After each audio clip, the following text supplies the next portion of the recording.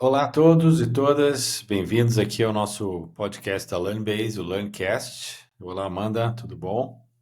Oi, Lars, tudo bem por aí? Tudo jóia também. Hoje é dia de LearnCast e a gente vai trazer notícias, né, que a gente seleciona assim de todo o mercado, do mundo inteiro, na verdade. E a newsletter de hoje que a gente soltou foi com foco em ensino superior e no mercado corporativo. Então, vamos navegar um pouquinho por esse universo e pelo que está acontecendo, e também por artigos interessantes e notícias que a gente gosta de comentar.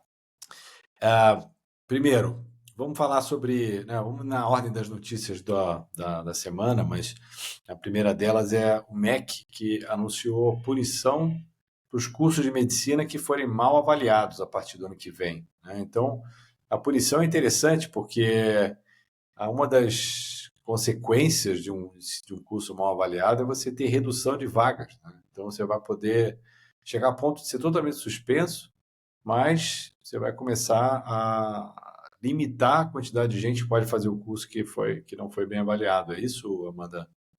É exatamente isso, Lars. O MEC vai usar as notas do Enamed, que já está chegando aí, né? A gente vem comentando bastante sobre isso nos últimos podcasts.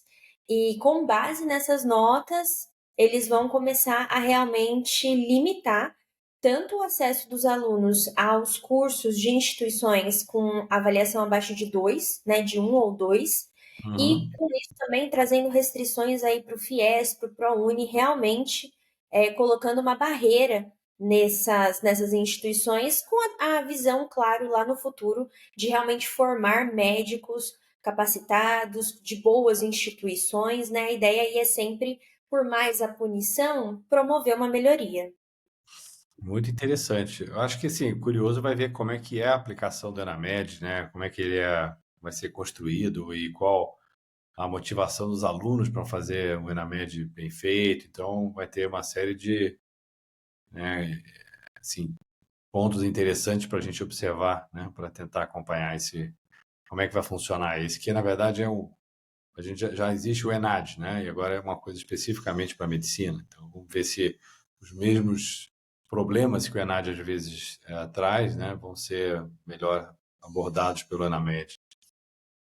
Seguinte, a gente tem um curso gratuito, né, que está ajudando secretarias de educação a melhorar, né, seu desempenho, né, e diminuir desigualdade na educação. Então, é uma iniciativa bacana do Instituto da Cor e do Grupo Matema, que, se eu não me engano, o Grupo Matema tem conexão até com o pessoal da Fundação Lehman também. Então, é sempre uma turma muito envolvida com os secretários de educação e geralmente, com os próprios líderes de escolas públicas, né? Então, bem bacana isso.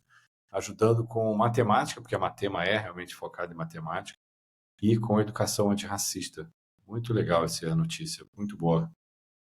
São 22 horas com bastante coisa relacionada à parte pedagógica, com, né, questão de desigualdade racial. Então, acho que esse é o tipo de iniciativa que ajuda e que cria talvez amplia ainda mais, né, uma iniciativa do bem como essa, porque você vai chegar em muito mais alunos, né, chegando direto nos secretários de educação. Então, bem legal.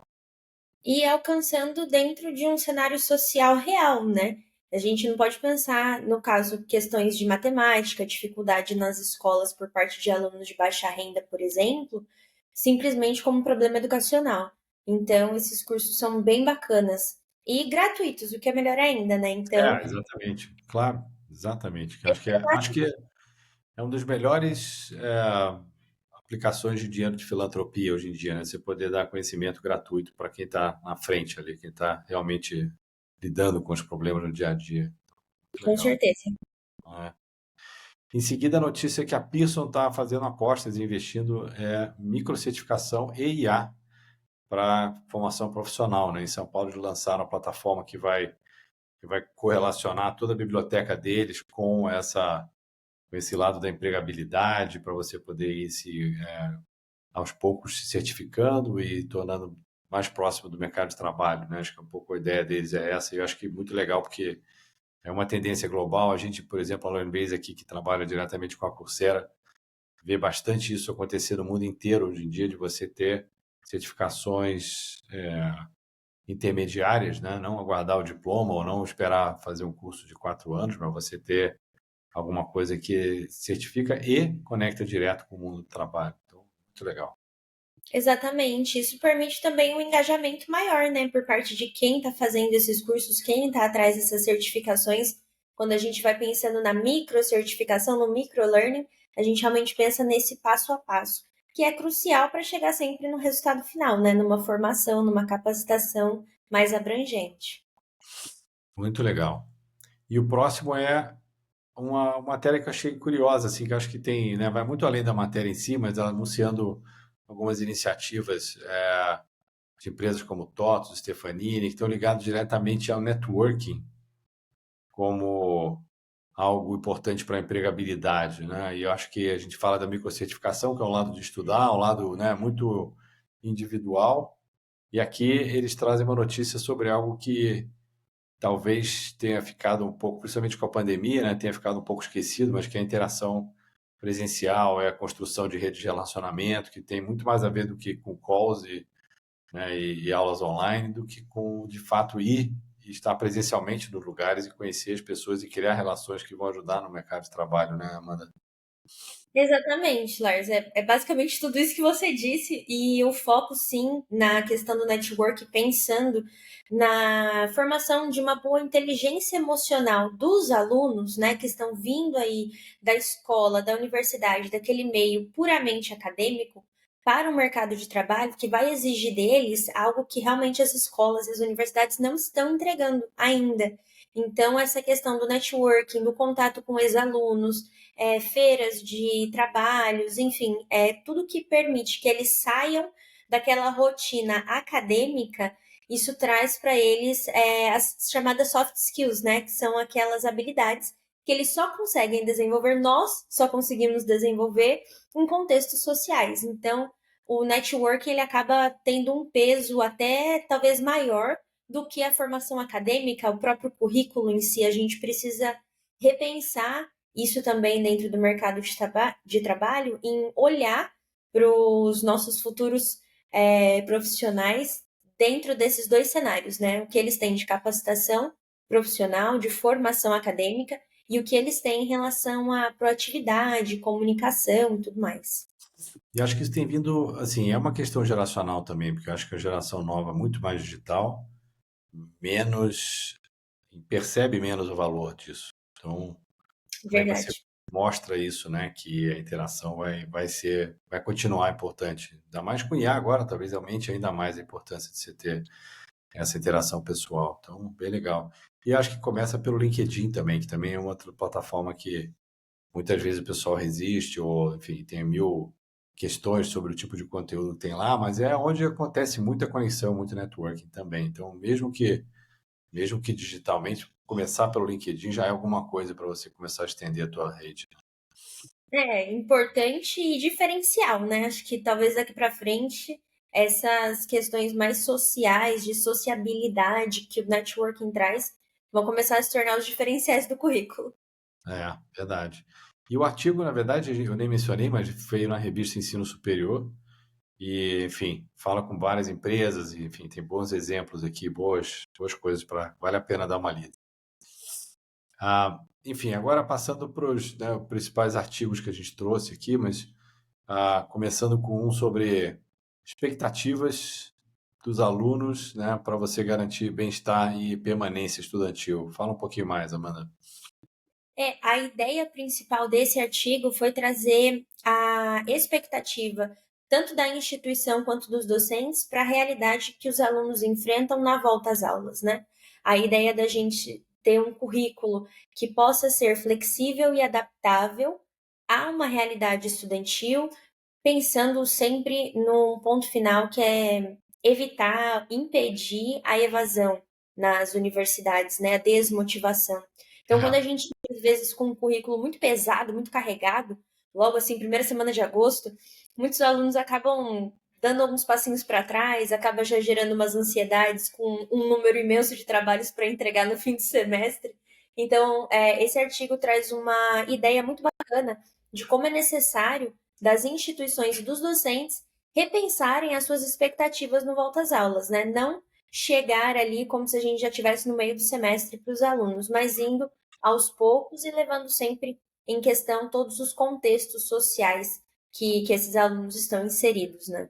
E esse é um artigo também da ensino superior, e foco é no ensino superior, e é uma coisa que a gente tem falado aqui no podcast, né? A questão de saúde mental, questão de quantidade de alunos que chegam hoje com, né, sintomas, indícios de, né, ansiedade, até mesmo de depressão. Então, eu acho que é importante esse cuidado que se tem hoje em dia para dar um equilíbrio, para dar um conforto, para, né, para não exagerar na dose, porque acho que hoje em dia você chega com o aluno já sobrecarregado antes mesmo de começar. Então, se você trouxer tudo isso, você vai tornar ainda mais complicada a vida dele, talvez piorar o quadro, né? Então, e aí causar a evasão que você menciona aqui, né? Então, esse é um risco mesmo. Quase que pegar leve, vamos dizer, para a gente não sobrecarregar já no início. E não só os alunos, né? Pensar também aí na saúde mental dos docentes mesmo, que nem a gente comentou em outro episódio, quando nós visitamos um dos nossos clientes, que isso É, era uma consideração muito relevante para eles, mas o foco, por enquanto, ainda estava na saúde mental dos alunos. E querendo ou não, o equilíbrio das expectativas por parte da instituição acaba também afetando os docentes, a saúde mental dos docentes. Então, é algo que, por enquanto, a gente não está vendo ser muito falado, né, muito discutido, mas vale ressaltar aqui também que quando a gente pensa em saúde mental a nível institucional, a gente não pode esquecer dos professores, né? bem lembrado, verdade. Que acaba impactando também os alunos, mas começando por eles é importante. Em seguida, a gente trouxe um artigo até de um grupo que a gente admira bastante, são próximos da gente, que é o grupo DOT, que é focado em educação corporativa.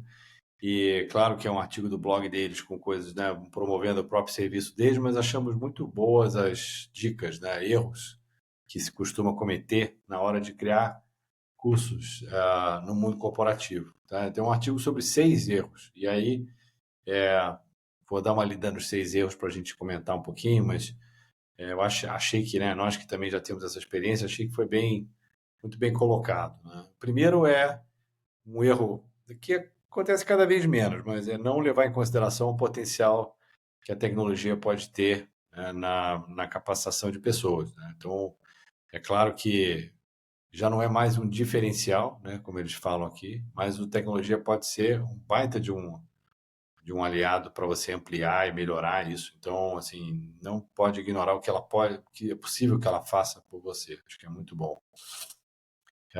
Segundo erro é oferecer conteúdos muito longos, pouco interativos e desalinhados com o tempo que a pessoa tem para aprender. E é verdade, né? Realmente acho que acabou a era do PDF de 30 páginas né, e vídeos infinitos. Então acho que a era agora é do microlearning, das pílulas e do conteúdo rápido. Acho que isso é muito legal. Não mapear as reais necessidades de capacitação, ou seja, não se preparar antes para entender realmente o que precisa ser entregue, né? Então você mesmo acha que é aquilo, mas na verdade você não mapeou antes com os próprios times, que eu acho que é também fundamental. O quarto erro, não conectar a teoria com prática e contexto, é muito bom mesmo. E acho que isso é até uma coisa que fala-se muito, é quanto mais útil, prático e alinhado com a realidade, mais vai interessar, né? Porque tem uma coisa chamada também o Just-in-Time Learning, que é você aprender na hora que você precisa aprender as coisas. Então, a conexão com a prática torna muito mais útil. Quinto lugar, não personalizar a jornada com cada uma das pessoas, e é verdade, né? Você não pode fazer de forma tão genérica, você tem que entender realmente o que cada um tem de tempo, habilidade, preferência, isso realmente é fundamental. E por último, ignorar e esquecer os feedbacks e avaliação contínua, né? Não terminar, não dar uma sequência baseada na inteligência que você já ganha dos primeiros cursos. Então, achei bem bacana o artigo, muito bom mesmo.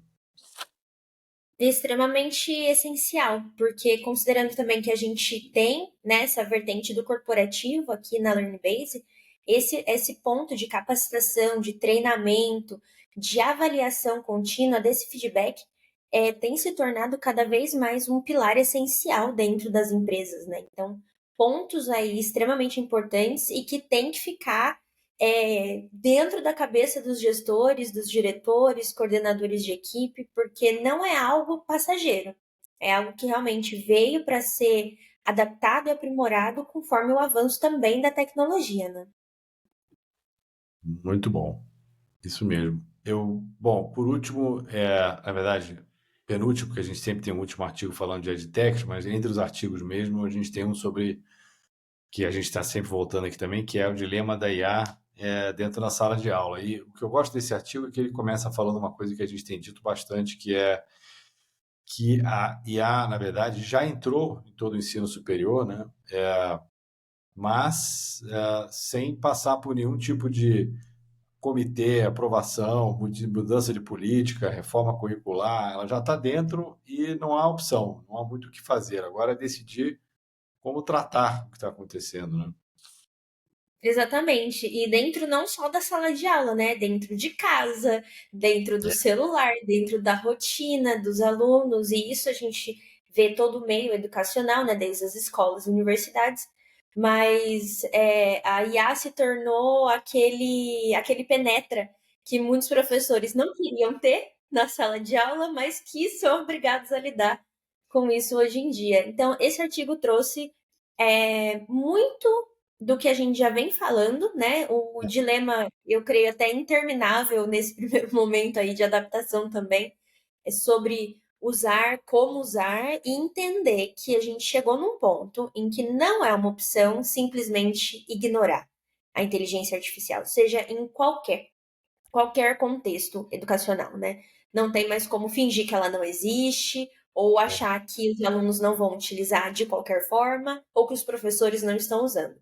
Já entrou mesmo, tá aqui dentro, a gente só precisa ver como vamos lidar com tudo isso de forma sempre ética, visando uma integridade, visando aí algo consciente, racional, e não simplesmente usar por usar, né? E casa super bem com o último artigo nosso aqui, que é sempre o que a gente fala de EdTechs, né, de tecnologia para educação, e já falando de como a IA está ajudando a detectar e apoiar na saúde mental, que são os dois assuntos principais aqui que a gente tem mais comentado. Então, IA e saúde mental dos alunos, mas não usando chatbot para ajudar a saúde mental, mas usando IA para ajudar a ingerir os dados e trazer, né, melhorias e trazer sugestões, ferramentas para melhorar a situação com intervenção humana, não com chatbots, né? Achei muito bom também. Pensando sempre na IA como esse complemento aos profissionais de saúde, aos É. psicopedagogos voltados a essa área, até porque a gente também não pode fechar os olhos para as notícias que vêm aparecendo de pessoas que tiram a própria vida depois de acabar conversando com algum chatbot a nível generalista. Então, isso é um problema, e o problema maior é os alunos, os adolescentes, as crianças não entenderem a melhor forma de utilização dessas ferramentas, né? E isso entra de uma forma muito presente o papel do professor, do educador em tudo isso. A gente tem que ter consciência de que, por mais que a inteligência artificial já tenha entrado na nossa vida de uma forma tão rotineira que às vezes a gente nem percebe, né, uma simples pesquisa no Google já traz um resumo feito pelo Gemini, pela IA do Google, e a gente só segue a rotina como se estivesse tudo bem. Temos que lembrar que a família e as instituições de ensino, sejam escolas, universidades, estão como base fundamental para ensinar esses estudantes, para ensinar essas crianças, esses adolescentes, esses jovens adultos e nós mesmos que estamos aprendendo junto, a como realmente usar isso em favor.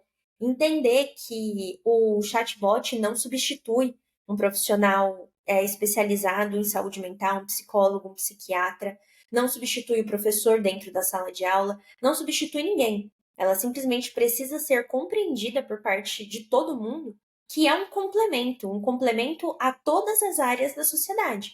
E é realmente esse artigo, eu particularmente gostei bastante, né? Tô até me alongando um pouquinho, mas é algo tão crucial, tão presente na nossa sociedade que chega a ser um pouco desesperador o contraste entre os dois cenários, né? Ou as pessoas realmente usando IA para conseguir definir padrões de comportamento, utilizar realmente como direcionamento diagnóstico dentro da área da saúde. Então, vale aí uma boa reflexão sobre esse assunto.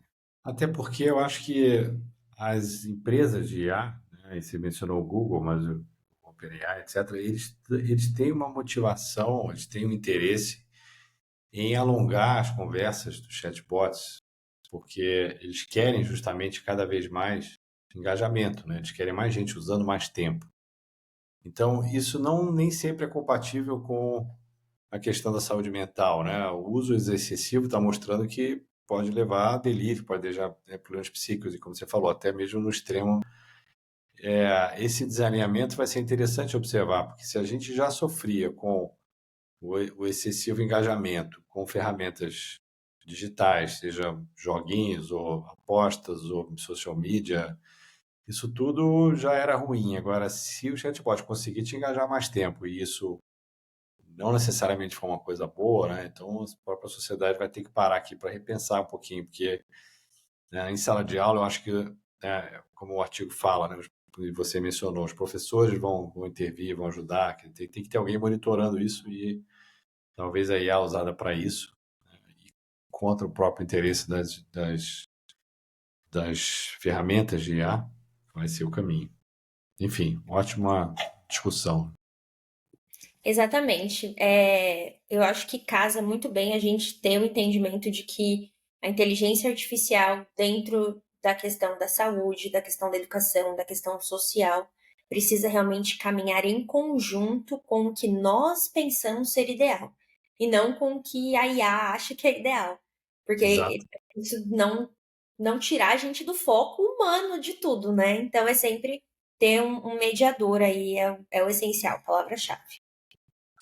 Fechou com chave de ouro o podcast de hoje, Amanda. Maravilha. Obrigado aí pela tua participação de novo e até a semana que vem, pessoal. Até semana que vem, Lars. Tchau, tchau.